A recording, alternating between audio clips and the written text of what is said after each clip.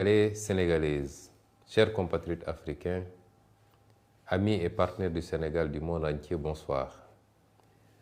Je me permets, à travers cette courte vidéo, de revenir avec vous sur les derniers événements qui ont frappé notre pays, le Sénégal, et qui ont fini de révéler ou de confirmer au monde entier, mais surtout au peuple sénégalais,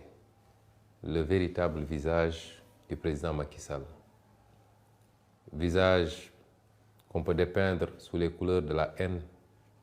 de l'acharnement, de la violence gratuite par ses forces de défense et de sécurité, de la persécution permanente contre toutes les voix dissidentes, qu'elles soient de la société civile, des mouvements citoyens ou des partis politiques d'opposition, notamment par l'instrumentalisation d'un pan entier de la justice. Pour tous ceux qui en doutaient encore, ce qui s'est passé aujourd'hui en est une parfaite illustration. Je commencerai par regretter les nombreuses arrestations de ce jour. Mais je commencerai surtout par regretter le lourd tribut payé encore par la ville de Bignona. On nous signale 2 blessés graves, l'un ayant perdu un œil et l'autre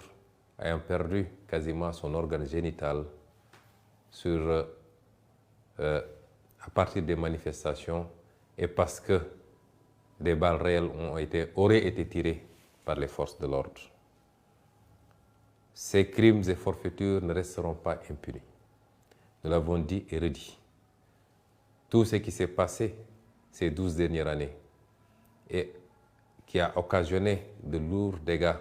de lourdes pertes en vies humaines, en intégrité, en atteinte aux intégrités physiques, mais également en emprisonnement fortuit et gratuit, ne restera pas impuni. Chers compatriotes, ce qui s'est passé aujourd'hui illustre à suffisance tous les aspects que je viens d'évoquer. D'abord, ce qui s'est passé le matin en quittant mon domicile, où encore une fois, les forces de défense et de sécurité ont obstrué le passage pour essayer de nous imposer une trajectoire, un itinéraire, ce que nous avons refusé, allant jusqu'à heurter des véhicules de notre convoi. Ce qui s'est passé ensuite au niveau du palais de justice, où le juge en charge de ce dossier a voulu, pour des raisons que personne ne comprend, retenir ce dossier aujourd'hui et le juger, le vider aujourd'hui même. Alors que quasiment tous mes avocats venaient juste de se constituer et n'avaient pas eu accès au dossier et que les avocats qui en avaient eu accès n'avaient eu accès qu'à une partie du dossier. C'est extrêmement grave. C'est d'autant plus grave que le juge n'a présenté comme motivation à cette attitude que le fait qu'à chaque fois qu'Ousmane Sonko était convoqué,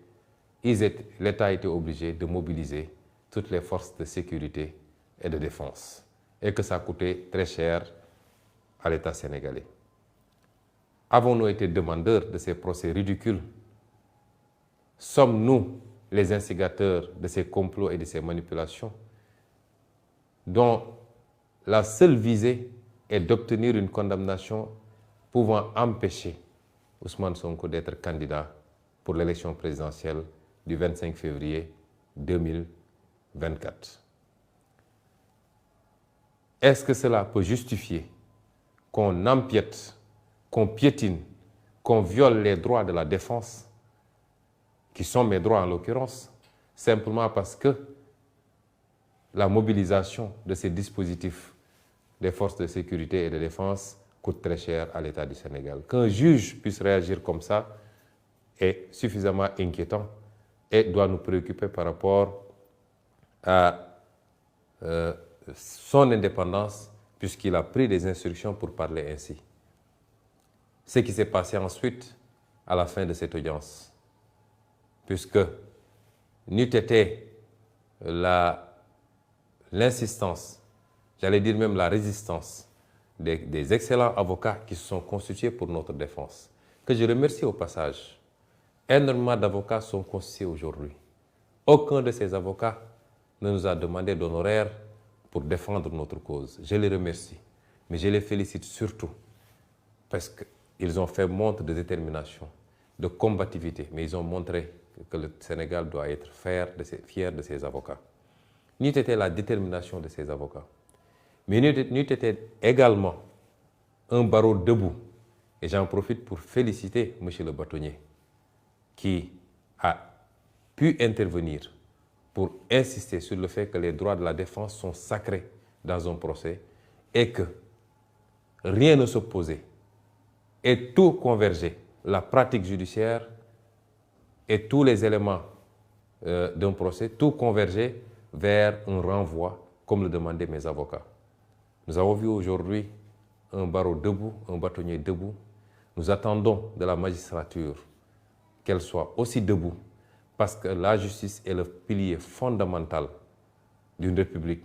et la première garante de la stabilité dans un pays. Une justice couchée est un danger pour l'équilibre social, politique, économique, politique, géopolitique d'un pays. Nous demandons à l'Union des magistrats, à l'ensemble des magistrats, procureurs, juges d'instruction, à revenir à la raison et à comprendre qu'ils ont un sacerdoce, c'est de servir, de juger au nom du peuple sénégalais et non pas de servir les desseins politiques d'un régime et du président Macky Sall. Ce qui s'est passé au sortir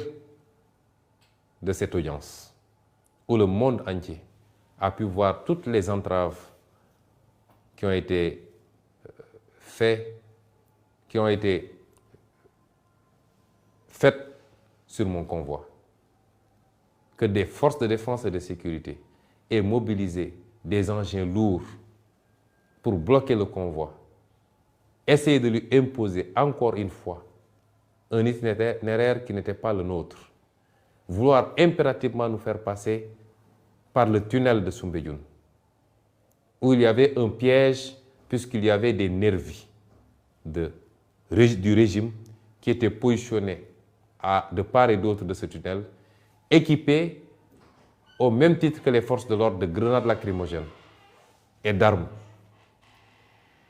Ces forces de l'ordre ont voulu nous forcer à passer sous le tunnel, alors que rien ne s'opposait à ce qu'on puisse passer au-dessus du tunnel. C'est cela qui a amené le blocage du convoi, les jets de grenades lacrymogènes, et c'est ça qui nous a amené à la situation que vous avez vécue.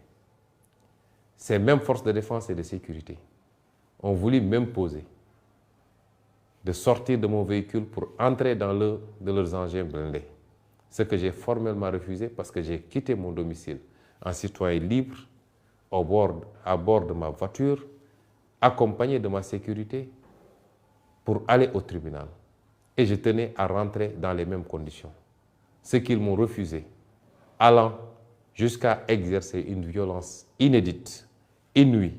gratuite sur mon véhicule et sur ma personne. Le monde entier a vu des agents des forces de l'ordre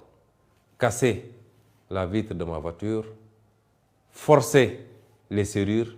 pour m'extraire de force de cette voiture et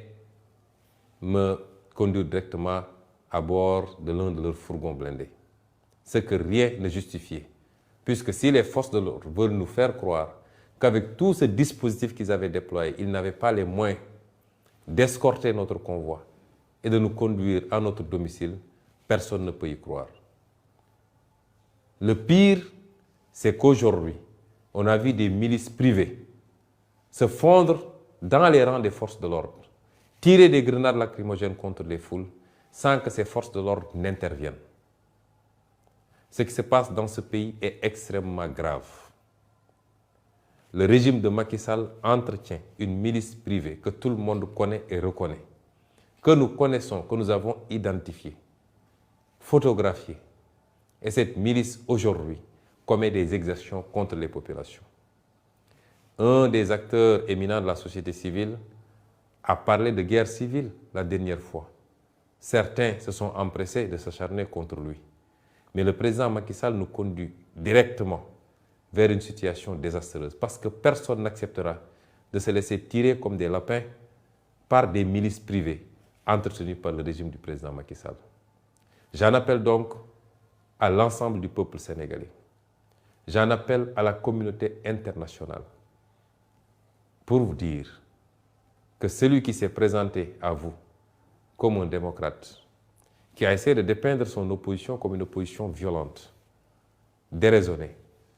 est le seul dictateur, le seul violent, le seul haineux qui existe aujourd'hui au Sénégal. Le Sénégal est un grand peuple qui a jusqu'à présent résisté à tous les soubresauts, qui n'a jamais connu, qui n'a jamais été traversé par des considérations liées à l'ethnie, à la race, à la région d'appartenance. C'est seulement sous le régime du président Macky Sall qu'on a commencé à entendre ces discours haineux. Je veux dire à cette communauté internationale et au peuple sénégalais que cette obsession pour le pouvoir et pour un troisième mandat est en train de mener le président Macky Sall et son régime à franchir la ligne rouge qu'aucun président avant lui n'avait franchie dans ce pays. Celle-là qui nous conduit vers la déstructuration du tissu social. Il est temps d'arrêter le président Macky Sall. Dès demain, nos avocats qui sont en train de travailler sur les suites à donner à tout cela déposeront certainement des plaintes, même si on n'a pas espoir, vu ce qui se passe dans la justice sénégalaise. Mais certains comportements et certains crimes ne sont pas prescriptibles. Contre tous les acteurs qui ont été mêlés à ces exactions, à commencer par le ministre de l'Intérieur, les généraux et chefs de la police qui sont mêlés à qui sont les donneurs d'ordre, les commissaires et autres commandants qui y sont directement mêlés, des plaintes seront déposées parce que nous ne laisserons pas passer de telles attitudes qui ne relèvent pas d'une police nationale, mais qui sont des attitudes de banditisme. Comment pouvez-vous imaginer qu'un grand avocat comme Maître Clédor Ciré Ly, l'un des meilleurs d'Afrique de l'Ouest,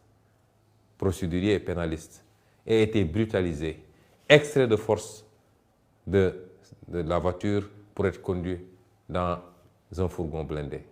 Comment pouvez-vous expliquer qu'un avocat qui a plus de 42 années de barre comme Kawsu Kaba Bodian, plus de 80 ans, soit aujourd'hui brutalisé, qui ne présentait aucun risque, aucune menace pour ses forces de défense et de sécurité? Comment pouvez-vous expliquer ça? Qu'est-ce qui peut justifier ces actes gratuits de violence et de vandalisme policier sur ordre du président Macky Sall et de son ministre de l'Intérieur? Ce qui se passe au Sénégal est suffisamment grave pour alerter tous les démocrates, alerter tous les républicains, alerter le monde entier, puisque depuis des années, les droits et libertés sont piétinés. La démocratie est à l'agonie. Je féliciterai et je remercierai tous les acteurs politiques, tous les acteurs de la société civile qui se sont offusqués de cette situation, parce qu'on sort carrément du cadre de la politique. Je veux dire aux Sénégalais que nous sommes en train de nous approcher dangereusement de la ligne rouge. Et celui qui n'en est pas conscient devrait prendre conscience parce qu'il est temps. Celui qui en est conscient et qui observe en spectateur doit comprendre qu'il ne sera pas épargné si cette situation parvenait à arriver à cette ligne rouge. Je voudrais également dire qu'on ne peut pas arrêter la mer avec ses bras. Ce qui inquiète le président Macky Sall et son régime, ce qui les met mal à l'aise, c'est cette déferlante humaine à chaque fois que nous sortons. C'est cette popularité grandissante. Je l'ai toujours dit, ce n'est pas un mérite. Et les Sénégalais ne nous suivent pas, n'adhèrent pas à notre discours et à notre projet par rapport à notre personne. Nous avons beaucoup travaillé à faire comprendre aux Sénégalais là où nous voulons aller. Ce combat pour la souveraineté, ce combat pour la dignité recouvrée, ce combat pour la réappropriation de notre destin national, c'est ce que les Sénégalais ont compris.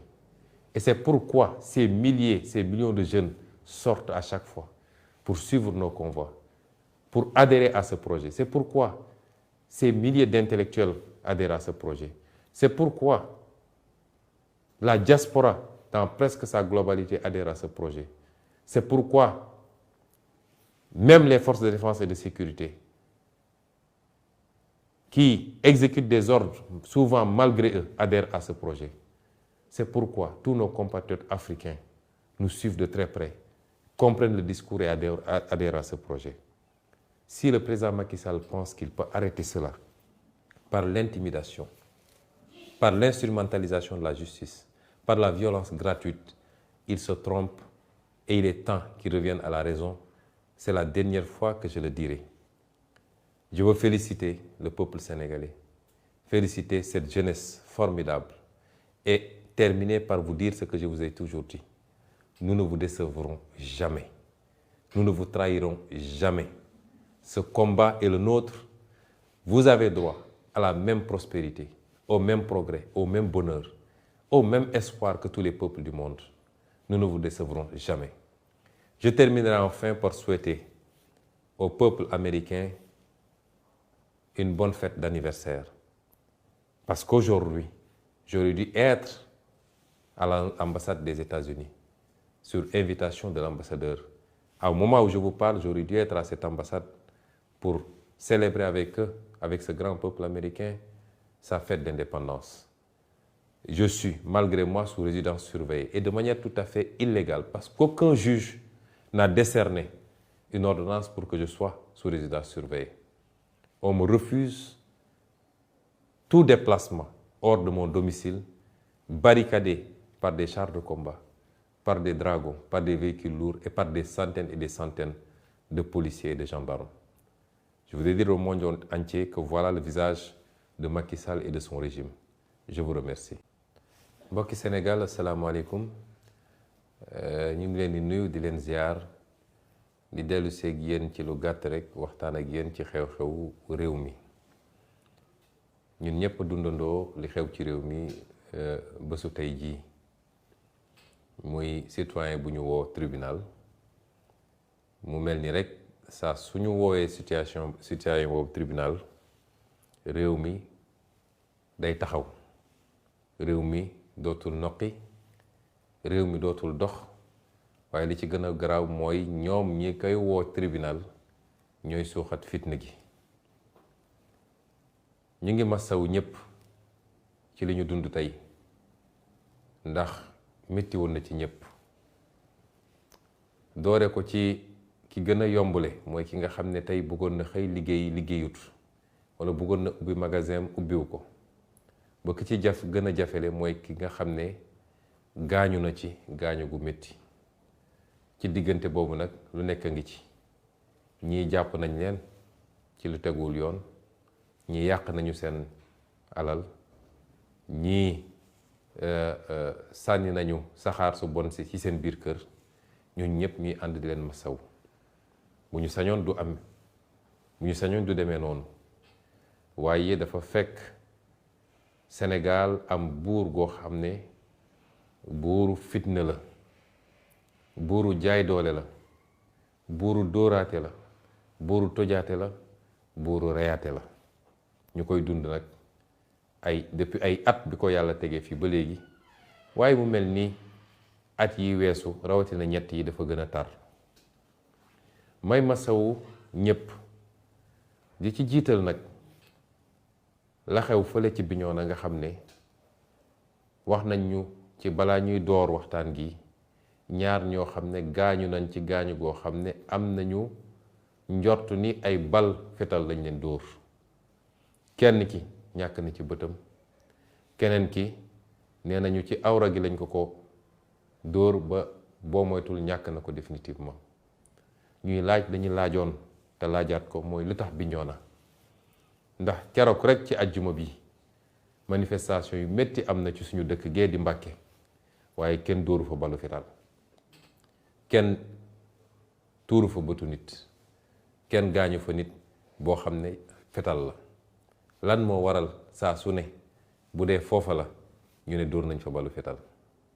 ñu leen di massaw di massaw seen waa kër di massaw ñëpp rek. mbokk yi li xew tey ñun ñëpp ko gisandoo wooti nañu Ousmane Sonko ne ko ñëwal tribunal waaye bi Ousmane Sonko di génn këram lañu commencé fitna gi. lan moo waral saa suñu nee Ousmane Sonko woo nañ ko ñoom ñoo koy daggal fu mu war a jaar ak nu mu fa war a jaaree. gis ngeen ni bi ñuy génn suñu kër ba egg fii ci rond-point VDN bi lañu commencé provocation yi ba benn ci seen oto waaye sax nee nañ ñu du seen oto ñoom alkaati yi am na ñu ma ne oto nervi yi la mooy samba boo yi nga xam ne tey APR ak ñoom waa kër Macky Sall ngemb nañ leen jox leen doole jox leen gànnaay yi jox takk der yi ñu am sañ-sañu di sànni ay grenade waaye yor sax ay fetal te saa su ne ñooy jaxasoo ci mbir mi fitna yu bari yi ngeen gis ni ci ñoom lay jóge foofu la ñu commencé fitna gi topp ko ba ñuy egg tribunal ba ñu eggee tribunal it baax na sénégalais xam la xew ci tribunal tey ndax nit yor na làmmiñam fu ne mu wër fa wax fa. ma dellu leen wax leen li ma leen di wax gis ngeen dossier bi gisaguma juge bu ci condamné Ousmane Sonko ni ma ko waxoon ci beneen dossier bi ndax nag sàcc ndënd yomb na de waaye foo koy tëggee wër ci télé yi di wax yomb na trop waaye dossier bu gën a vidé bii amul la ma waxoon yépp ma féddali ko moom moomu di wax Mame Mbaye Niang rapport IGF da ko épinglé mu def ay njombe yu garaaw yoo xam ne document yépp ñu ngi ko yor Sénégal ñi warul wax rek ay wax tey jii dafa waroon taxaw ci kanamu àttekat ñu koy àtte loolu lépp ñu yor ko moo tax jarul yuuxu jarul wax buñ ci eggee rek dinañ def li ñu war a def te ñi war a seede yépp nag il faut ñëw seede commencé ko ci Amadou Ba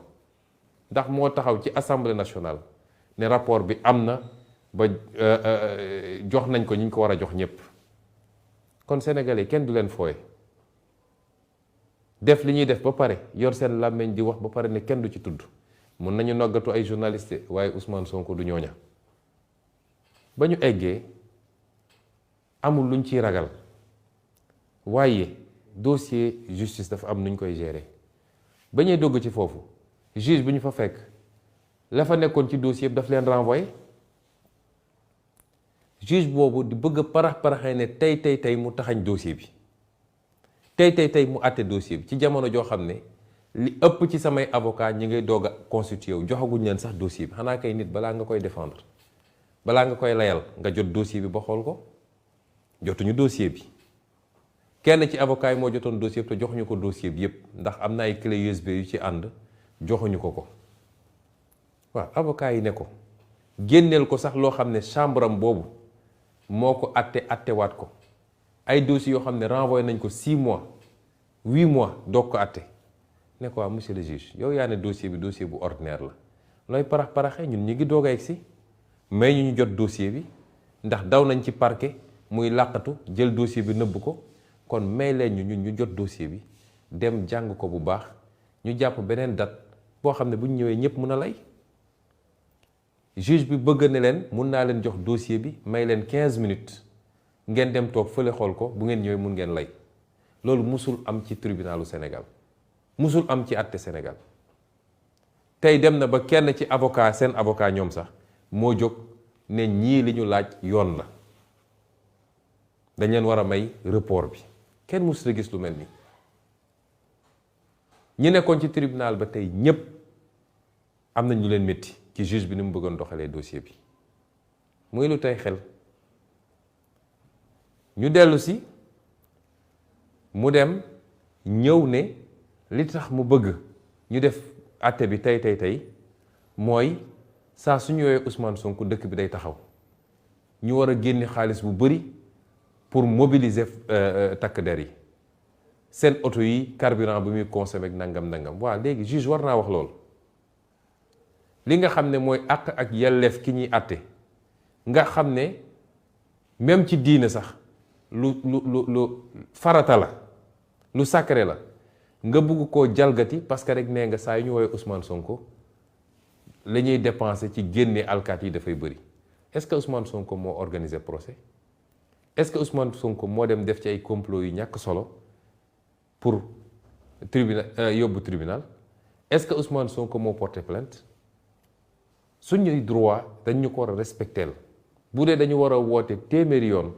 jaarale ko fu ñu ko war a jaarale ba atte jot ñu atte bu dee nag atte nañu ko waruñoo atte parce que bu dee Ousmane Sonko diis na si ñoom ba mënuñu ko atte lan moo leen dugal ci yëfu tappale yi kon lii moo xew tey ci tribunal bi kenn mësut a gis lu mel nii sénégalais bu ne bu xamee avocat wala mu xam professeur université wala mu xam magistrat na ko laaj ndax lii yoon la tey bu dul woon xarañte bi nga xam ne suñuy avocat am na ko ma leen di gërëm nag bu baax ndax bari nañu trop ñu ñëw constitué wu tey nekk suñuy avocat te ñu ci bari xaw ma leen musuma leen gis te amul kenn koo xam ne mu ma ciy laaj fukki dërëm te loolu yàgg na avocat yi yépp ànd ak man fayeekuñ ma xaalis te suba ngoon ñi ngi taxaw ndax gëm ni dëgg waruñu koo néewal doole ba tappale tegu ci kawam ma leen di gërëm ñoom ñëpp tey ci seen taxawaay waaye taxawaay yi ñu taxaw depuis boobu waaye tey su dul woon bâtonnier de l'ordre des avocats ñu koy féliciter di féliciter le bâtonnat parce que tey wane nañ ni acteur justice yëpp jébbaluwuñu ci Macky Sall acteur justice yëpp fàttewuñu lan la ñu waatoon biñ leen di solal seen gradu acteur justice ndax justice tam dañ ciy wax magistrat waaye yemul ci magistrat ëpp ci solo man dama jàpp ni di ëpp solo ci justice sax mooy avocat ndax mooy tax ki ñu néewal doole am ku ko défendre tey wane nañ ni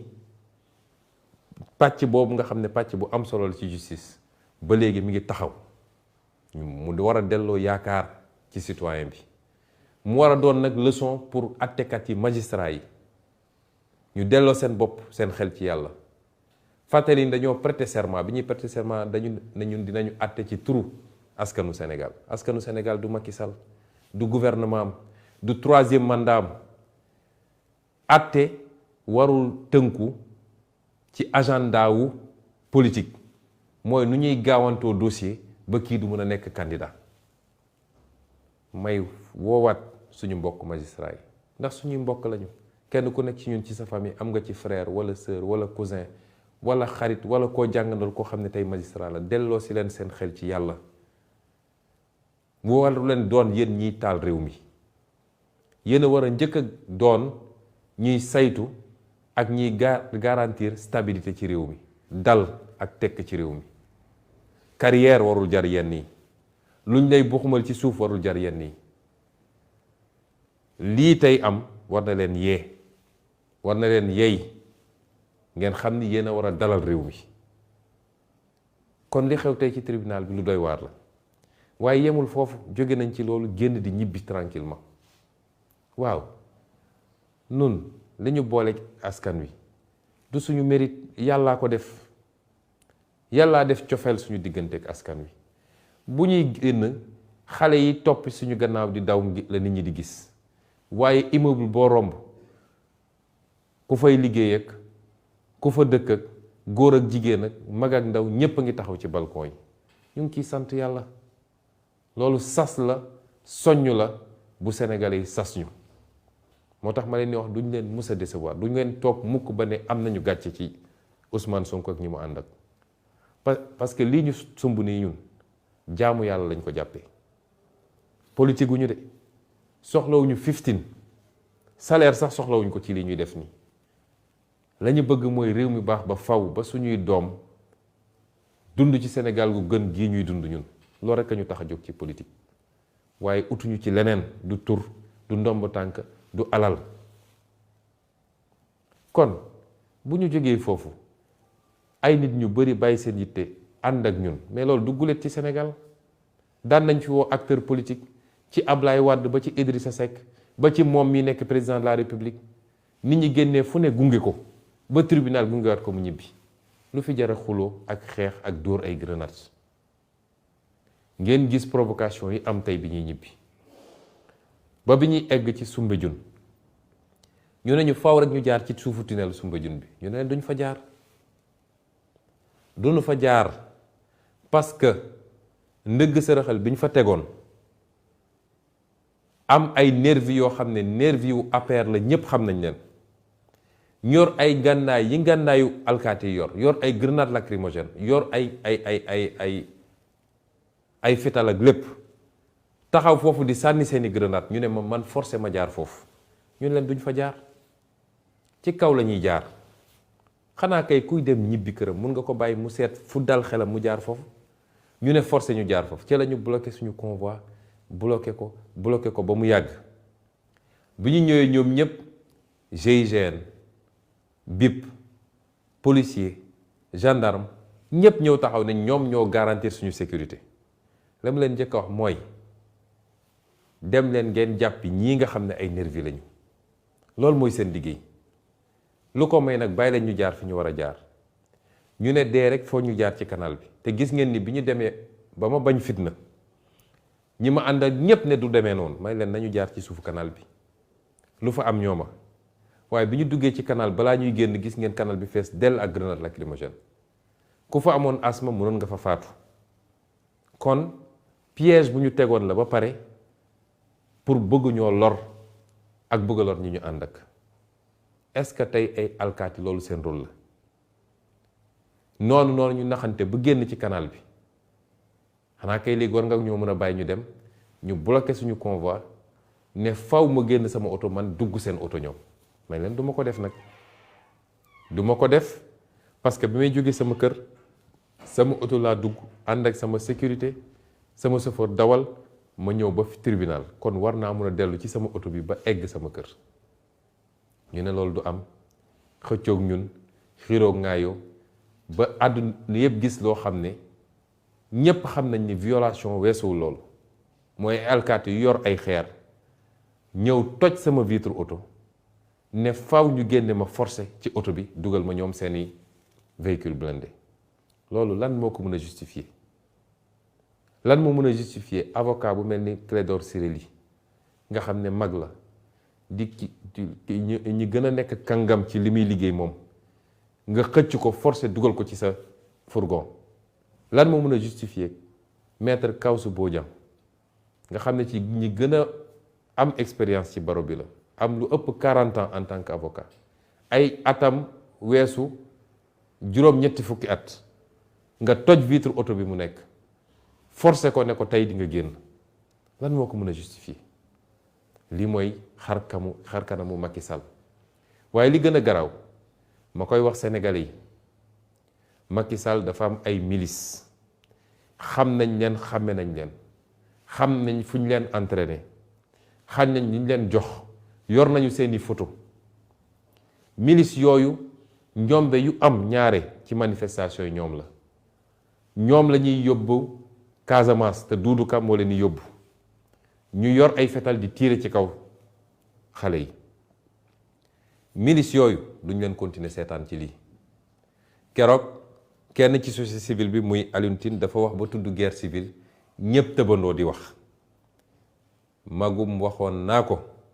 moo gën waxu magum xamoon naa ko parce que kenn du nangu nag toog di seetaan ay nit yor ay ngànnaay di la tiire mel ni ku yor ay lapin lii Macky Sall di def ñépp mën nañ ko def nañu téye loxoom wax ak moom balaa muy ëpp parce que réew mi ñoo ko bokk dégg naa leen ñoom waa APR ñu naan dañuy jubilé ñoom xam nañ ni su doon ñun ak ñoom rek ci réew mi ndax làqatu ci gannaaw ay takk der say milice làqatu ci gannaaw takk der yi ñu leen di gis te kenn ñemewu leen jàpp parce que instruction bu ñu jot la ñoom ne leen bu leen teg loxo ci ñooña loolu du njàmbarte njàmbarte dëgg mooy bis bu ngeen amee fit ba ne yéenay jóg jàkkaarloog patriotes yi nekk ci Sénégal yàlla bu ñu mus a egg ci loolu ndax bi ñu eggee ci mois de mars bëri na ci yéen ñii waa APR yi yu doon wër suñuy kër naan dimbale leen ñu dañoo bëgg a transhumé ba ci Mame Mbaye Niang moomu yor làmmiñam di wax fu ne wër na fa dem gisi samay nit neen wax leen ak Ousmane Sonko man damay transhumé kon fit amu leen ko te réew mi ñoo ko bokk te jeexagul nañu téye loxo Macky Sall ndax fi mu jëmee réew mi baaxul te baaxul ci moom d'abord parce que cour pénale internationale lay mujj na continuer rek di dóor di rey ak di tëj ba tax nag lii am tey garaaw na gravité boo xam ne suñuy avocat bu soobee yàlla ci fan yi dina am loo xam ne dinañ ko jébbal justice donte amuñu ci yaakaar ndax li ñuy paraxee naan dañoo bëgg a àtte Ousmane Sonko man déposé naa lu mat juróom-ñeenti plainte yoo xam ne 2017 ba léegi justice traité wu ci benn juróom-ñeenti plainte te tey bu kenn déposé woon plainte tey suba ñu ne ñu ngay woo Ousmane Sonko loolu ban justice la waaye comme lii ñu def nii dafa di loo xam ne dara mënu koo far yàgg-yàgg dinañ ko layoo moo tax samay avocat woo ma ne ma lii mënuñoo bàyyi mu jàll dañ déposé plainte ma jox leen ci sama ndigal kon sénégalais sénégalaise réew mi ñoo ko bokk Macky Sall moom mu ko donn ko fii la ko fekk fii la koy ba bu ñu nangu Macky Sall féewale ñu bu ñu nangu mu yàq réew mi doog a dem bu ñu nangu mu jaxase nit ñi ci ay xeet wala ay région wala ay waaso waaye bu ñu nangu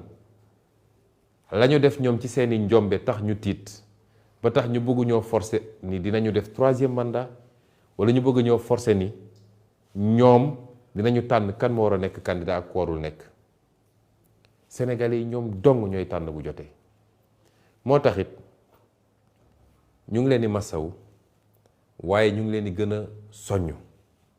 bëri na Sénégalais yu ñuy woo wala ñuy bind ñii di joxe ay ñaan ak ay dog lu baax la ñii di wax seen ñeewante ci ñun lu baax la waaye fi ñu toll soxlawuñu yërëmande ñaan it ñaan nañu waaye yàlla bay sa tool li ma bëgg a wax patriote ak patriote yi li ma bëgg a wax patriote ak sympathisant yi li ma bëgg a wax sénégalais yépp nekkuñu ci jamono xonqali bët man mii di Ndeye Mbill mi mus leen ma gis ma xonqal bët nekkuñu ci jamono ragal ndax man mii di Ndeye Mbill mi ragaluma jamono takk suñu ndigg jàkkaarloog Macky Sall won ko ni lu ko mbir mi jaral nañu lu ko ëpp jamono jooju lañ toll man ay nit yu dogu laa soxla ay nit yu am fit laa soxla ay nit yoo xam ne Sénégal jaral na leen ko laa soxla parce que suñuy doom ak suñuy sët mérité nañu loolu waaye ndaw ñi am yaakaar mérité nañu loolu lii nag ngeen gis du yoon ndax jamono ji waxtu wi ma nekk ak yéen moom moo waroon fekk ambassade des États-Unis ñuy feete tey seen anniversaire indépendance invité woon ma ci ni ñu invité ñu bari ci ay kilifa waaye gis ngeen ni dañ ma def résidence surveillée mooy awma sañ-sañu génn sama kër awma sañ-sañu dawal sama oto dem awma sañ-sañu dox dem muy loo xam ne amul lu ko gën a garaaw ndax loolu pour mu am juge rek moo mënoon ne maa ngi teg Ousmane Sonko ci résidence surveillée benn juge defu ko lii di leneen lu yokku ci li nga xam ne mooy taxawaayu Macky Sall ci Sénégal waaye taxawaayu Macky Sall jëmale ko ci sama jëmm ji man nag Macky Sall mënuma xoqatal mënuma tiital ay at a ngi nii muy essayé te tey la wàllu gën a ay may gërëm di sant mboolem seen ñi nga xam ne naqaru nañu lii nga xam ne xew na mënuma leen lim ndax ku lim juum waaye ma jiital si ñi nga xam ne ñoo nekk ci société civile bi ñu ngi leen di gërëm di leen sant ma teg ci ñi nga xam ne ñoo nekk ci classe politique bi rawatina ñi nekk ci opposition bi ñoom ñëpp nag ak lu ñu mën a séq ñoom ñëpp seen taxawaay rafet na ñu ngi leen ciy gërëm di leen sant waaye le peuple sénégalais ba ci sax ñoo xam ne bokkuñoo ak ñoom réew ndax gis nañu ay député français waa bitim réew ñoom ñëpp ku nekk bind naqaru lu xew tey ci réew mi kon ñu ngi leen di gërëm ñoom ñëpp li tax nag taxawaay bi am mooy ñi ñëpp dañoo war a xam ni mbir mi du mbirum Ousmane Sonko Macky Sall bu amee li mu bëgg bu paree ci Ousmane Sonko dem ci keneen bu paree ci keneen dem ci keneen ndax lenn mooy mbébétam mooy kenn warul am sañ-sañ ne ànduma ak Macky Sall fii ci biir réew Sénégal loolu nag du ko mus a am ilaa yow mi din du ko mus a am kon ñu ngi leen di gërëm di leen sant di daaneel ci dellu si waxaat ñi nga xam ne ñoom la Macky Sall di ngemb nga nekk ci justice ngay jiite force de défense et de sécurité ngay général ngay inspecteur wala jiite police Macky Sall fukki weer ak ñaar a ko dese ci réew mi bu soobee yàlla mu bëgg ko mu bañ ko fukki weer ak ñaar moo ko dese ci réew mi Macky Sall waru ñoo gënal Sénégal gi waaye Macky Sall waru leen gënal seen bopp ndax lu fi waaye def lu defut di nga ko layoo ak sénégalais yi di nga ko layoo ak justice ñu ngi leen di gërëm leen sant asalaamaaleykum wa rahmatullah